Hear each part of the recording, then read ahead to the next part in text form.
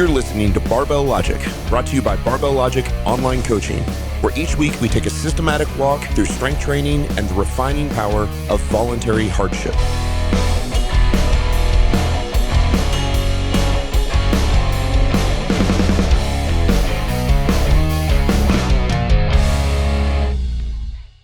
Welcome to the Barbell Logic podcast. I am really excited. It's been a few months to do a principles episode. We're actually going to do a little short series here. Welcome back to my brother, Chris Reynolds. Welcome to the show. Yo. It was fun. We got to spend some time together at New Year's this year. Got to come up to Boston, hang out with you, and celebrate New Year's. And by celebrating New Year's, I mean we celebrated at, about 9:15, 9:30? That's right. Head straight to bed. And went straight to bed and woke up and it was 2021. That's the way to do it. That's right. I had a blast. Always good hanging out with you. And we've talked about this stuff a lot. One thing we've never addressed, and we've got some really good principles episodes we've done in the past that probably are good lead-ins to this discussion, and we may actually post those in this series. I'm not entirely sure yet, but for our new episodes, one thing that has been incredibly influential in our lives, your life first, and actually you were the one that exposed me to this, was really how we approach goal setting and then reaching those goals, like very practically, like very practical. Here are the goals. Here are the action items that we're going to do to reach those goals, like how we're going to measure if it works. And so we at least want to do a two-part series here about where we learned this process. And you've been talking quite a bit about this process. You have other businesses, insurance companies, and whatnot that invite you to speak to their board of directors and whatnot to kind of give a talk about how to do this in the business world. But it works really well even for people who aren't in the business world. Certainly the business world works fantastic. And so we'd like to talk a little bit about where we learn this system that we call OKRs, Objectives and Key Results, and where it came from. I'm going to let you lead most of this episode of the podcast. And the next episode, we're going to talk about how we at Barbell Logic have applied all of these principles and this entire system specifically and practically to Barbell Logic. And so let's just start there. So tell me a little bit about really where this came from and how you first heard about it. What OKRs, here's the thing. You start to hear these letters, OKRs, and it feels very corporate, and but it's got pretty specific meaning. And so where does this stuff come from? So, I mean, you basically have this problem when you're running a business that you have very clear understanding of where you want to go, but you got a lot of people that you have to organize and get all of those people pulling in the same direction. And the hardest thing about that is, in general, people get into their own routines, their own regular routines, and there's just inertia to it, right? Like they're just used to doing the same thing over and over again. That's what they do. And sometimes you have to do something that changes that up. And so when you own a company and you're trying to organize that type of thing, there's a group of people that have already solved for these kinds of problems and have done so for a long time. The first person that really cracked the code on this was Andy Grove. And you can read about this in the book, High Output Management. Andy Grove was the CEO of Intel from 1987 to 1997. And while he didn't call them OKRs, he called them MBOs, which at the moment, it escapes me what that stood for. The concept was the same. The basic idea being that we're setting a goal and we're also laying down all of the action items needed to get us to that goal. Or the most important action items. Right. The most important action items. One of the big things that you have when you run a business, you think about Andy Grove, who ran Intel. And by the way, if you haven't searched this and you're so we want to set up this podcast so that this goal setting system and how to literally accomplish your goals works very well at a personal level. Personal finance, personal fitness, honestly, even without making it too autistic or factual based, even how to be a better husband, how to be a better dad or spouse or parent, citizen, so on and so forth. It works very, very well. In the business world, it works phenomenally well. Andy Grove was a Hungarian-born immigrant, first-generation immigrant, who was part of the very early Silicon Valley. I think he worked at Fairchild Semiconductor, early. That seems right. And came over with, if I remember right, Bob Noyce was the guy's name, one of the original, what they called the Traitorous Eight. That's right. Who left and started this group of 8 guys, engineers, in I think the late 1950s, if I remember, somewhere in that ballpark. That's right. That's when William Shockley, I think, came out. And That's right, from Shockley Semiconductor, right? From Bell Labs. Yeah, who basically was like a photography film guy. Is that right? Shockley? No, Shockley was like the world's... Oh, Shockley was the original. Yeah, like the world's greatest physicist at the time, probably. That's right. And then they left and were like, hey, we're going to leave together. And Bob Noyce was sort of one of the leaders of the eight. And he had befriended Andy Grove, and eventually he left Fairchild Semiconductor to start Intel and brought this Hungarian immigrant with him to Intel. And Andy Grove was just a manager. Right. He wasn't a founder. He didn't have equity as far as I know. And what happened was Andy Grove was really known as, and to this day is known as, maybe the best manager to ever live in the business world. He had crystal clarity as to how to organize people and get them motivated to focus on a single thing and get it done. And that's really what you see when you see the emergence of OKRs. And fortunately for the rest of the world, there was a young guy working for him at the time, working directly for Andy, named John Doerr. And John Doerr was one of the earliest VCs at Kleiner Perkins to invest in Google and Amazon.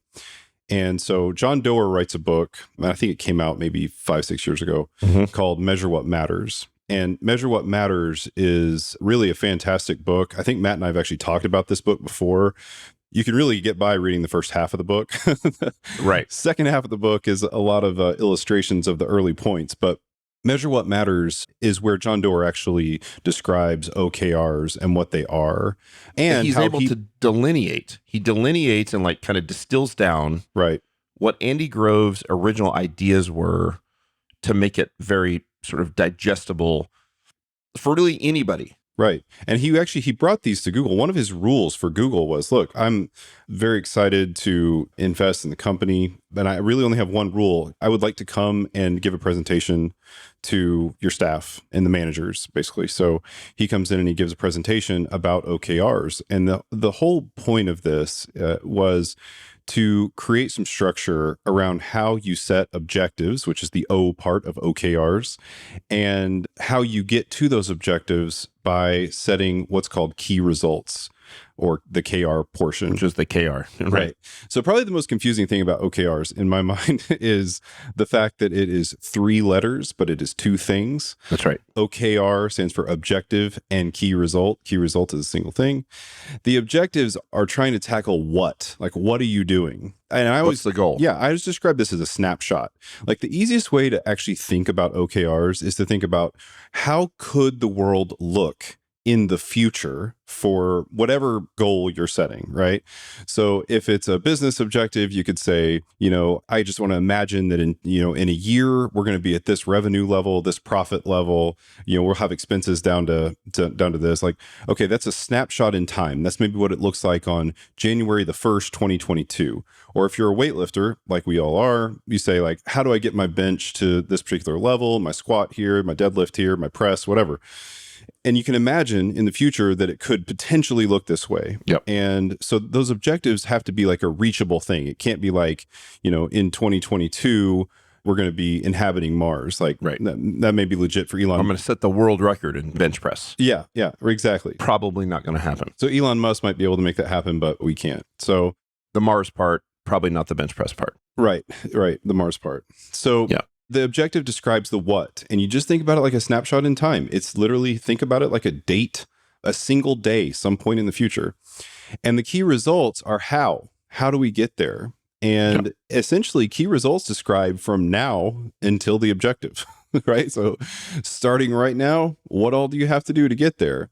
But importantly, we're not trying to measure every single individual detailed thing. We're trying to describe these in sort of a broad sense. So what are the big things that need to be accomplished in order to get to the objective? Some people who've done things like this before for project management will think about this like milestones. Yep. And milestones are a decent way to think about it. The way Andy described it the way John Doerr described it whenever he was talking to Google was he talked about it using a football inference. He basically said, look, if your goal is to make it into the end zone, then your key results are all the first downs to get you there. or so many yard markers every 10 yards, whatever it is. Those are the key results. Right. You can guarantee that you are not going to get a touchdown if you aren't making progress on the football field in terms of yards. He talks about like turnovers, like what an impact in football. When you have a turnover, you have a fumble, you have an interception, you have a blocked punt. Like if you actually look at the stats of the turnover, he talks about this in the book. If you lose the turnover competition, you lose like 90% of the time. That's right. In football. Yep. So you can't turn the ball over. So for them, so they have this goal. The goal is to win the game. And he has these sort of shorter term goals. We got to win the game. Slightly longer term goal, objective, longer term goal. We have to win the division. Longer term goal, we have to win the NFC or AFC championship. Ultimate goal, we have to win the Super Bowl. Right. And under each of those objectives are the most important milestones or action items that will help us ensure that we reach the objective. If our offense scores 21 points a game, we win the turnover battle and we win the special teams battle, right? We have more yards in special teams. We block a punt or, whatever those things are. You identify what are the most important things. It's not about every little penalty. It's not about incomplete passes. It's not every single thing. It's the big stuff. And you go, if you've done this right and you actually fulfill the KRs, key results, the main actions, if you did your math correctly and if you were on the correct path, you will have reached the objective. Yeah, that's the goal. Obviously, the goal is for them to, the way that I like to think of it, because I'm a programmer, is that the key results compose the objective. Yeah. They necessarily lead to the objective. However, in practice, that is rarely true. Usually the key results get you really close, but you miss a few things on the way there. You have to make some minor adjustments. There's a few elements about the objectives that I think are really important. When I consult with some insurance companies on a fairly regular basis around this idea, how they communicate to their board, how they ultimately communicate to their staff and employees so that they can deliver the results that they're trying to deliver from a business perspective. And there's a few things that I think are really important about objectives. Like the three things that objectives have to have is they have to be significant, right? They can't just be silly. They've got to be concrete, which means they can't be ethereal, right? Meaning like you just don't want to have something that's like, we just want to be the best, right? Like what's the best? Like that's not. How do you measure that? How do you measure the best? Can't measure the best, right? That's right.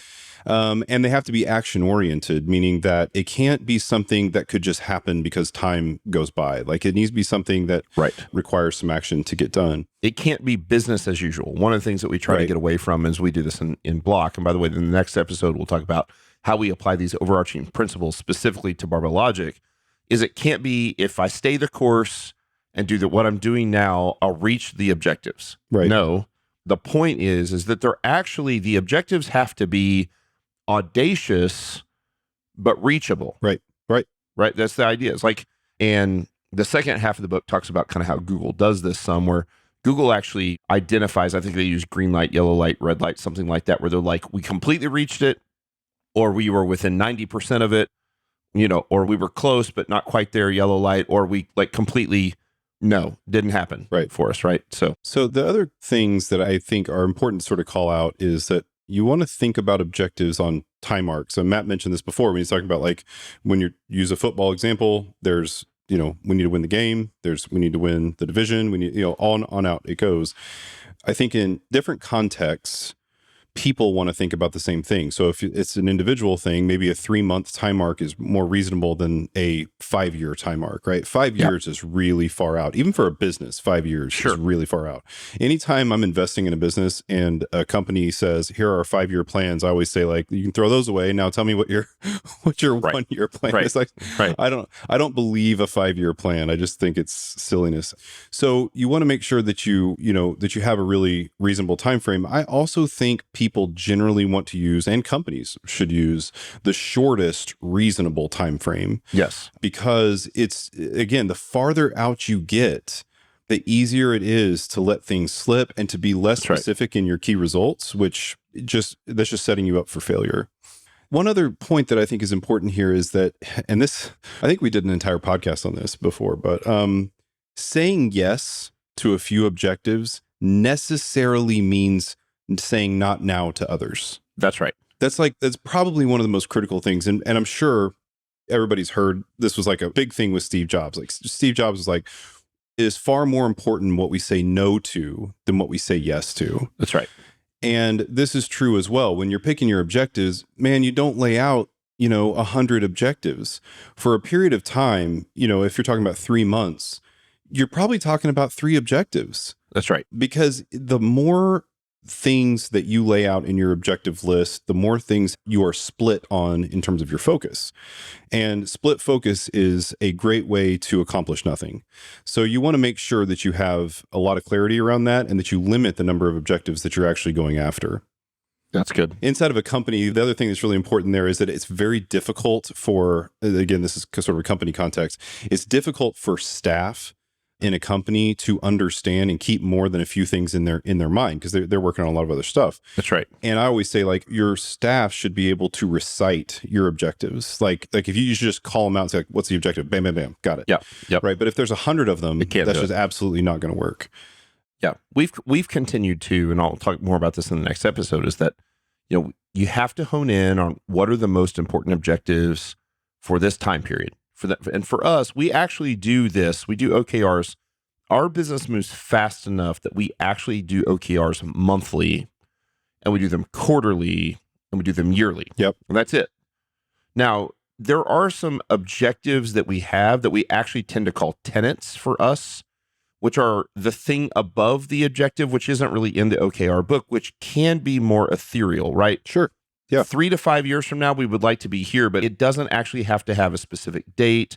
You can let it be a little more ethereal, but all of the objectives have to be pretty concrete. And then that gets handed down as well. So remember, objectives really are just another word for goals, right? Objectives are goals. That's right. Here's the goal. It's a quantifiable, achievable, audacious, not easy to reach. It's going to take some work, goal. And then underneath each one of those, the same rules apply. You have really a list of about 3 to 5 maximum key results or key action items or key milestones that make sure that you reach that goal, or that objective. So you could take an objective and you could literally write a checklist, a chronological checklist of 55 things that you need to do in chronological order in order to reach that. But it's too much. Right. And so you have to be able to delineate that down, distill it down for your staff, or even if this is something that you're trying to do in your personal life, to go, okay, I want to, so you've got a goal, and your goal is, I want to be able to squat 500 pounds. Okay, well, by this date, I want to squat 500 pounds by August 1st. And then you have to go, well, okay, what are the 3 most important things that I'm going to need to do in order to squat 500 pounds by August 1st? Right. There's tons of stuff you could do. You could come up with a list of 50 things that would help. That's right. What are the most important things? We've got it. And then what you do is on those, at least the way we do it, and I think the way John talks about it, and Doerr talks about it in the book, very specific dates on the key results. That's right. So when you get into key results, I think this is where the rubber meets the road. So essentially, key results have to be, like, however specific objectives are, key results are more specific. That's right. And they always have to be time bound. They must be time bound. That's right. Or else they're not a key result. There's always a number attached to the key results. It's a specific quantifiable number. I must do this by this date, right? So that it is clearly measurable. And I have a trick that I use all the time. In fact, there are key results that I like better than others in this particular regard, because there are some things that are hard to know. And when they are, you can find your key result getting a little bit wishy-washy because, maybe you set a specific number in place, but you find out later that that number was unaccomplishable. What you can do, and a 500-pound squat is a great example, actually. It's a really great one to use because there are all sorts of factors you don't know, right? Like, you don't know if you're going to get sick. You don't know, like, there's 100 million things there could be, right? Sure. But here's what you do know. Here's what you can commit to, and this is the critical factor here. Key results require a commitment. They are a commitment by a single individual. So even in a team, there is one individual who's responsible for this key result. That's right. And they're going to put their name beside it, and this is what I'm going to do. Well, the great thing about a key result that is time bound, where you can actually say, okay, look, all the things may occur in my life that make it hard for me to squat 500 pounds, but I can guarantee that I'm going to squat twice a week for the next, 4 weeks or whatever, 5 weeks. That you can do 6 months or whatever it is. 6 months, however long it takes. And that is something you can commit to in a business context. If you're trying to do something like write a marketing plan, but you have no idea how long it's going to take and you don't know what all the weeds are, you may not be able to describe a whole lot of detail, but you can say, I know I have 3 hours in a week that are free enough that I can dedicate and commit to doing it. So I'm going to spend 3 hours a week on writing the marketing plan, and I believe I'll have it done by this particular date. Yeah. So thing that's important about key results is they have to be something that you can measure and that you can either, it's pretty close to a pass fail. I do think there's like maybe a 90% zone in there that's okay, Sure. Depending on what people do, but more or less, the way that we sort of hustle at the end to accomplish something, the drive for that is that we made a commitment. And we made that commitment not just to ourselves in the case of a company, but we made a commitment to our team members, our manager, the board of directors. And so there's a lot of importance to that element. Key results have to be aggressive and realistic. Yes. So this, it kind of gets us back to this idea that, don't set your key result to something that's impossible. I'm going to work, no problem. I'm just going to squat 60 times this month, right? No, you're not. Like that'll kill you. But here's the interesting thing. More often than not, this is just my experience, and I'll bet it's yours too, is that people set it the other way around. Yeah, of course they do. It's far more common for someone to set it as, if I just maintain the status quo, then I'll complete the key result. Then you go, well, if all of the key results, if all the action items are status quo, then your objective is set, the standard for the objective is set way too low. Yep. It has to be audacious too. My impression is that about 80% of people will set their key results where they would just accomplish them in the normal course if they weren't kind of pushed. That's right. The other 20% of people set their key results way, way too aggressively. That's right. And I know almost no one who naturally finds the middle ground that's sort of what we call sort of like a stretch. We're stretching to get there, but it's aggressive yet realistic. That actually takes work. And this is the place where, if you're doing these for yourself, you have to keep yourself in check.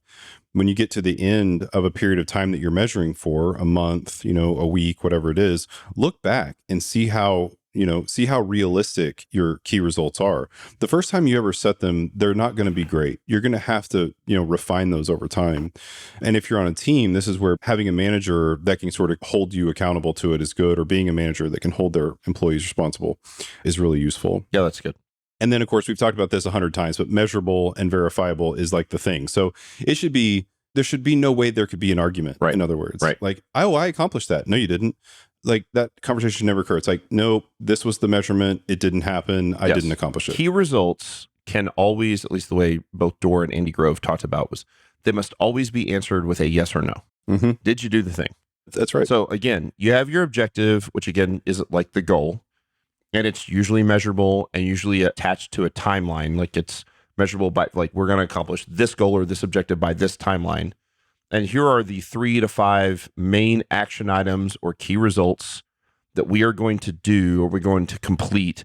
And so you have to write it in a way that says, okay, so like you said, I'm going to squat twice a week for the next 8 weeks. At the end of 8 weeks, you go, did I squat twice a week for 8 weeks? There you go.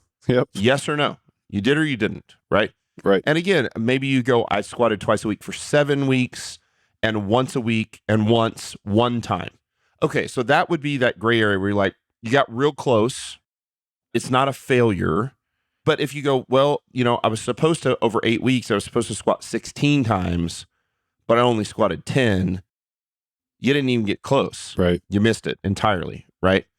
And so one of the important things as in a business ownership that's a little bit different than doing this on a personal level is that for us, OKRs are almost never tied back to performance reviews and promotions or salary benefits. And the reason why is because I want our employees, I want our staff, I want our leadership team to be audacious enough to pursue the thing that's hard to pursue.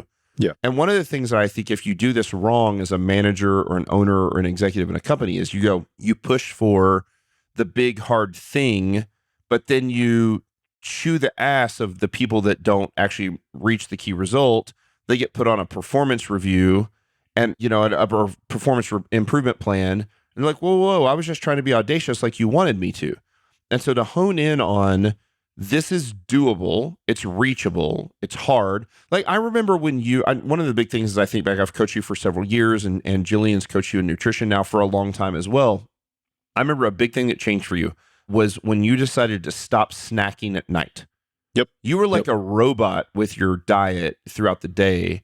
And then you're like at night, you're watching TV with the family, you start snacking a little bit, you have some popcorn, you have some cookies, some crackers, you drink a couple glasses of whiskey, and you're like, it was specifically undermining the objective for you, which was to have these performance goals, to have these levels of like leanness or body fat percentage. And when you decided, like, it was kind of a stretch, I am no longer after dinner, I'm going to have dinner, and after dinner, I'm not snacking anymore. Right. And you did that, and it immediately changed. Not just, you didn't start seeing body composition changes for you. You actually started seeing performance improvement for you. Right. Yeah. So that would be like a really clean key result. Here's an action item. You would write it as, I'm not going to eat anything after dinner. You ate dinner, and you would have a good dinner. You'd have a dinner that was plenty of calories, maybe even have a few bites of dessert. You guys cook a lot at home, especially over the last year plus with COVID. You guys are staying at home a lot. You're in the Northeast. Things aren't really open. And so you would have a good dinner, but you're like, that's it. That's what I'm doing. Yeah. Nutrition may be one of the best places to apply this. I actually think where most people struggle, and you have a lot of advantages for performance inside of nutrition, obviously, where most people struggle is there's a lot of wishy-washiness in nutrition if you're not careful, but there doesn't have to be. Right. You just have to be really committed to doing it. Sure. And to another point that you mentioned there about like, not putting, not doing performance reviews based on this. I mean, that's like really critical, right? So you are not stretching if you always get your key results. That's right. You should not always get your key results. That's right. I'll give you an example. Like I've, my family and I have been really skiing a lot. Like we ski every weekend pretty much, and sometimes for entire weeks, right? And we were new to skiing. I mean, I never skied in my life until I moved out here. So we weren't raised that way. You're from Missouri. Just 3 years ago, and we've been able to do quite a bit, but I have a goal. One of my goals is to crash pretty bad every time I go skiing. Every time. Because if I'm not attacking the mountain appropriately. Like I'm getting comfortable. I'm doing the thing I know how to do. For me, and I wouldn't necessarily recommend everybody do this. Right. I'm in very good physical condition and I can crash and be totally fine. And I'm not doing anything super scary. I'm not You're not crashing running into trees. Right. No, there are no trees. You're just rolling down a hill a little bit. I'm rolling down a hill, 10 yards or something. Right. But for me, that some people see that kind of thing as a failure. Oh, my goal is to never fall. My goal is to fall sometimes. In fact, somewhat frequently, because if I don't, I can't possibly be improving. How can you know where the edge is? Right. You'll never know where the edge is if you don't. No, you have to know where the edge is. And you and I talked about this before with weights as well.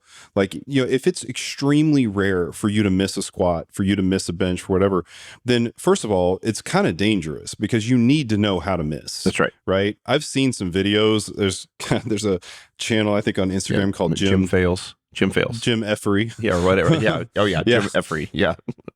And on that particular one, I've seen people fail sometimes where they can almost snap a hand off or something. I mean, it's a mess. Right. Well, the same is true here. Like you want to get to the point where you're comfortable failing, right? You're comfortable failing on lifts, comfortable failing on skiing, comfortable missing sometimes. Now, that's a big difference from I set my KRs and every single month when I evaluate my KRs, I miss all of them. Right. That just means you're lazy or you're missetting your KRs. Right. So you got to find the happy balance there. You should be missing a KR, maybe a few times a year, something like that. Yep. But you should be missing some. Yep. Yeah. So in the third piece of this, and one of the things that I'm going to get into a lot in the next episode is that, so OKRs, 3 letters, stand for 2 things. Objectives, which for us, and we'll get into this in the next episode, we call goals because I feel like it sounds a little less corporate-y. And KRs, which sounds even more corporate-y, is key results. And we call those action items. But there's a third part in the original, in the Andy Grove, John Doerr style, which they call KPIs. And so for those of you who are in the corporate world, you'll know what those are. For those of you who are not in the corporate world, you'll think that's incredibly corporate. So it's these key performance indicators. And they're really the metrics that you use to measure if you're actually doing the thing you're supposed to do and if you were correct in setting the right KRs. So here's what will happen sometimes. Sometimes you'll complete all the KRs, all the action items. You'll still miss the goal, Right. which tells you set the wrong KRs. Or the wrong goal. Or the wrong goal. That's right. There's a disconnect between the actions. And this happens sometimes. I've done this before in business where I go, there have been times, even in the last year and a half, and again, COVID kind of makes everything strange, where you're like, okay, the business feels like it's running on all cylinders. We're doing all the things we're supposed to do, and we're still not quite meeting the goal, right? There's a little bit of a disconnect there. So you have to go back and go, well, is the goal set too high or the KRs set too low? And what KPIs do, and again, I hate corporate-y vernacular. And one of the main things we're going to talk about on the next episode is how we use the exact same system, but we got rid of the corporate-y vernacular for us. But there's this system with which to measure, to identify what are the metrics that actually measure to tell me whether I'm actually moving the right direction. That if over time I'm completing the KRs, and by the way, the KRs, typically you'll have 3 to 5 key results or 3 to 5 major actions that help you reach the goal. Most of those, in the way you write them down, are actually written typically in chronological order. We're going to complete this action item first, or work on this action item first, and then this one, this KR, and then this KR. And so you'll say, like, maybe if you do a month or a quarterly OKR sort of plan, then you'll set this up and you'll say, well, like the first action item we need to accomplish to help move us down the line towards this objective is this very specific thing. And then we'll begin working on this, and we'll complete this, and then this. And if we get down and we complete all 3 to 5 of those things, only 3 to 5. And by the way, that's really hard, right? So lots of times you want to list like, there's 20 things I want to accomplish. Nope. You have to decide. One of the things that forces you to do is to prioritize. What is the most important? By the way, it's another place where sometimes you miss the boat. You should have prioritized something else. It's okay. This is a learning process. So you go down the line, you meet this key result, you meet this key result, you meet the next one's kind of chronological order, so here we are, we're recording this is sort of early March. This is going to come out, I think, in mid-March. So say, okay, by the end of March, by March 31st, we will have completed this key result. Yes or no? Did I do it? Yes. Okay, by April 7th, into the first week of April, it's this one. April 15th, it's this. April 20th, it's this. April 30th, it's this. If I do all those things, by the end of April, I will have reached the goal, right? And what you'll find is either A, you won't get all your KRs. You'll get through 3.5, you'll get to 4, and you'll have to carry over that last one off into the next round of planning. Or you will complete all of them and you'll reach the goal, or you'll complete all of them and you won't reach the goal. You won't reach the objective. But every one of those things gives you an opportunity to learn. And what I love about this is that you're never flying blindly, whether that's in business or whether in your personal life. You can immediately, and what those KPIs do, you start to look at and you go, well, what are the key performance indicators? What are the metrics that tell me whether it's actually working or not? If I do this, I think the metrics will say this, and they often do, but sometimes they don't. And that's when you go back to the drawing board a little bit, you tweak the next time around, and you tighten it up. When you get a ton of value any way you look at it. Look, if you set your goal as a 500 squat and you put in all your time and you hit your macros because you're trying to make sure you're feeding your body appropriately to get your squat up, and you don't hit your 500, but you get to 450, 475, something like that, is that so bad? Well, especially not if you were at 425 or 430. Right. You made a lot of progress. That's the point. You still got a big PR. And that's going to be true both personally and in the corporate world. In general, this process has to be continuously refined. You're going to get better and better at making objectives. You're going to get better and better at making key results. But the goal is to be sure that if you miss, you still added value. Yes. And you still got way further down the road. So that's the gist of OKRs. That's how they work. And we've found them to be incredibly useful in business. And, if you look at these in relationship to your own personal goals, they can be very, very valuable as well. Yeah, it's good. One last thing I want to touch on that's a very important point that you're going to laugh when I bring this up. And I call it Uncle Danny syndrome. Hopefully Uncle Danny will never listen to this podcast. If you know Uncle Danny, please don't tell him. Okay, here's the thing. First off, if you're not in the corporate world, you do not need to read Andy Grove's book. But Andy Grove's book, which is the sort of prequel, it's not really a prequel, but it's the prequel to Measure What Matters. Andy Grove's book is called High Output Management. The corporate world and our personal lives are often consumed by busyness and action. Busyness and action mean nothing. They are worthless. It is about output. Andy Grove figured out, so we have an uncle who has worked his butt off his entire life and accomplished nothing. Sorry. And listen, great guy. Here's what I'm saying. So you guys, a bunch of you will have family and friends. You'll think of a person just like this. You go into Uncle Danny's house, and Uncle Danny has 19 unfinished projects in his house. He's got a room that has all the drywall off the walls. It's down to the studs. He's doing some renovation project. He's redoing this thing or that thing. He's got a landscaping project. And nothing ever gets crossed off the list. Lots of actions, often busy. And by the way, our dad was kind of like this too. They were notorious, the Reynolds dads that we talked about, they were notorious for being busy a lot, but very slow and never, weren't great at crossing stuff off lists. Yeah. Hardworking. Work super hard. Let me be clear. Very smart, very intelligent, very hardworking, but not real efficient at output. And I think one of the things, as a matter of fact, I think one of the biggest gifts that generation gave you and I and our cousin who have done this stuff is that we figured out how to be efficient at actually getting things done, right? We've talked about this on the podcast before too, that infamous interview between Bill Gates and Warren Buffett, where they're like, what's the thing? What's the thing that separates the winners and the losers? Focus. The ability to focus and get shit done, to actually get it done, not to work, right? It's that there's a principle, and now I forget what it's called, where it's that you are going to use whatever time allotted. If you're given 6 hours to complete a task or 6 weeks to complete a task, you'll fill the entire time to complete the task. Now, what I'm trying to do is get the output done. So I don't champion or congratulate our staff, our leadership, our employees on hard work. Hard work's great. Hard work's important. But if hard work doesn't lead to accomplishing anything, if there's no output, if they work for, it's the person who's been writing the novel for the last 27 years. Hey man, there's still we still don't have a book. We got to finish the book. Yep. And what Andy Grove did was he was able to take these principles and say, the point of the principle, the point of OKRs, the point of these things, of objectives, key results, KPIs, is to make sure that things are actually getting accomplished, checked off the list.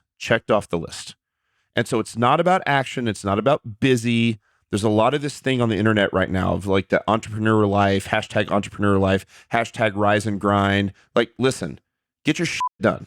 Get it, you got to get stuff accomplished is what it comes down to. So, and I don't say that so this is I love the way you just described that, because I can tell you right now, being an entrepreneur that went through the entire entrepreneurial process all the way through to retirement, that staying up late at night and getting on Clubhouse to listen to a bunch of VCs talk about stuff is completely and utterly useless. Yeah, right. That's right. This is not what you need to spend your time on. And I think your point here is really solid. What it's really saying fundamentally is that you got to pare back. That's right. You have to say no. Right. You have to choose, to choose the most important thing and to accomplish anything at all usually requires some amount of compromise towards what needs to get done, which means saying no to an awful lot of stuff. Yeah. Here's the way these numbers aren't hard numbers, but this is the way we do it. And this is the way it's mostly communicated both by Andy Grove and John Doerr. And by the way, John Doerr, you got to understand, this guy walks into the garage of Sergey Brin and Larry Page. They're in a garage, right?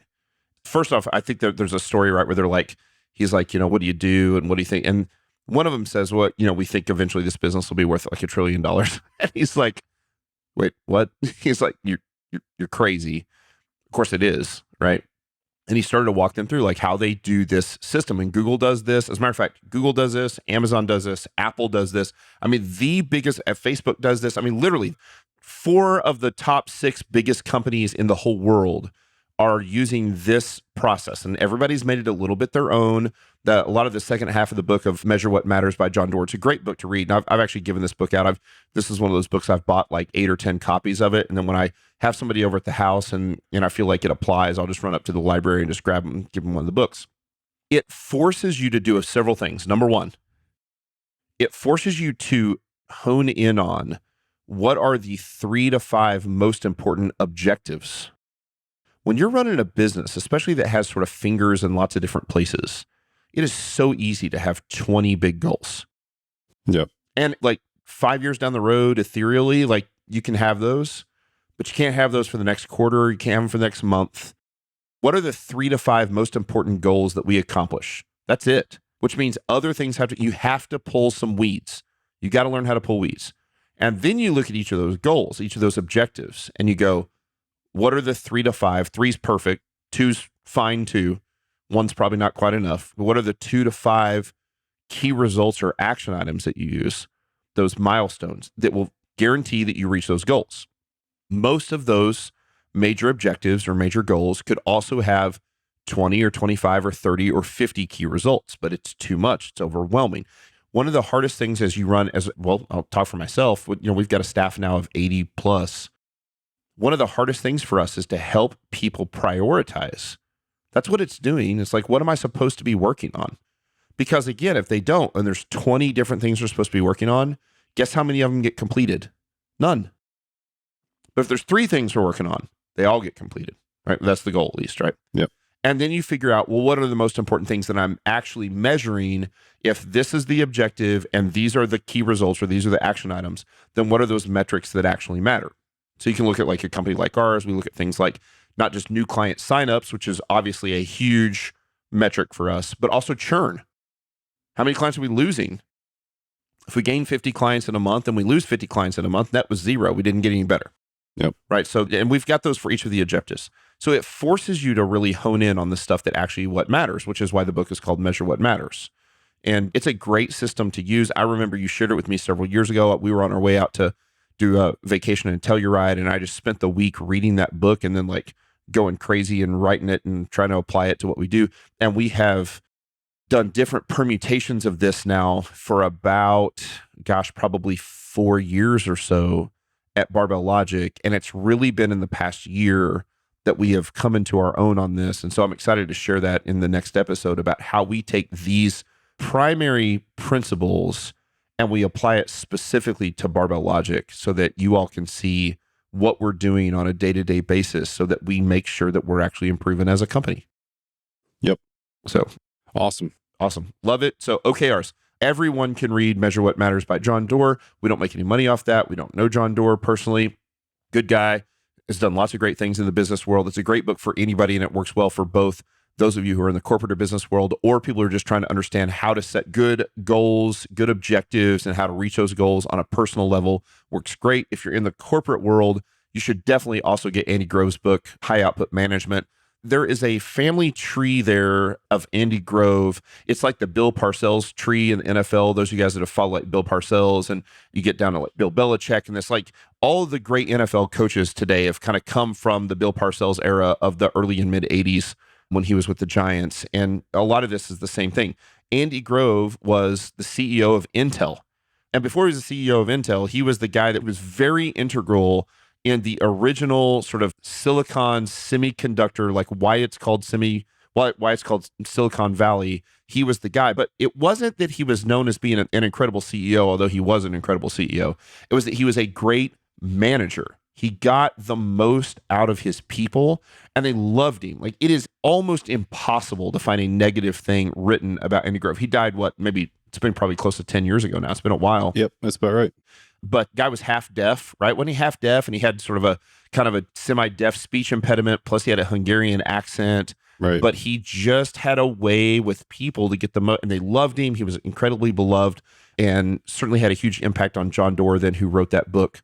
And then from there, you get guys like the impact that they've had on guys like Ben Horowitz, who, we've talked about the hard thing about hard things, and Andreessen Horowitz, like Mark Andreessen, who essentially invented the internet, was the guy that came out with Netscape. Those guys had direct impacts on the people who essentially built the internet, some of the largest venture capitalist firms at this point, all of the companies that are worth in the $1 trillion range, and there's a very, very few number of companies that are in the $1 trillion range at this point. Those companies have been directly impacted by these guys. And so it works at the $1 trillion company level, and it works at the $35,000 salary level really, really well. And so hope you've got some value out of this. I'll talk a little bit about here's what we did. I'll give a little teaser for the next episode. I love the system. I hate the vernacular. The vernacular is corporate-y America, and I don't like it. And so it caused some hurdles for us And so we figured out how to change the vernacular to make it our own at Barbell Logic. It's really the exact same system. So on the next episode, we'll come to you here shortly and we'll talk a little bit about how we've taken this exact system and we've made it our own without completely changing it. I think you've got to be careful not to bastardize the program. We didn't. We just changed a lot of the verbiage, and I'll talk very specifically and practically about how it works at Barbell Logic. Awesome. So, dude, thanks for filling us in. Thanks for listening to another episode of the Barbell Logic podcast. Principles episode, first one for in the last couple months. We'll do some more of these. We've got some more series coming out. As you know, those of you who are listening to the podcast, we're doing more series lately. We'll do some principle series. We'll do some little, 3, 4, 5 episode principle series coming out. They give you a really good taste of some of those life efficiencies, big time principles that we use both in training, in life, in family, in fatherhood, in marriage, and business, so that because we see the crossover between those things and what we're doing in the gym. And so thanks for listening. If you get value out of this, we'd love a 5-star review wherever you listen to podcasts. By the way, we're way over 1,000. I think we're at 1,025 reviews, 5 stars still right now, which is good. I'm nervous that at some point we're going to hit 4.9. So keep giving us those 5-star reviews. Over 1,000 reviews. I think that's one of the top in all of fitness. So I appreciate all of those reviews that have come in. If you haven't had a chance to do that, we'd love to see that. And we'll see you here on the next episode. We'll talk about how to make OKRs your own. See you soon.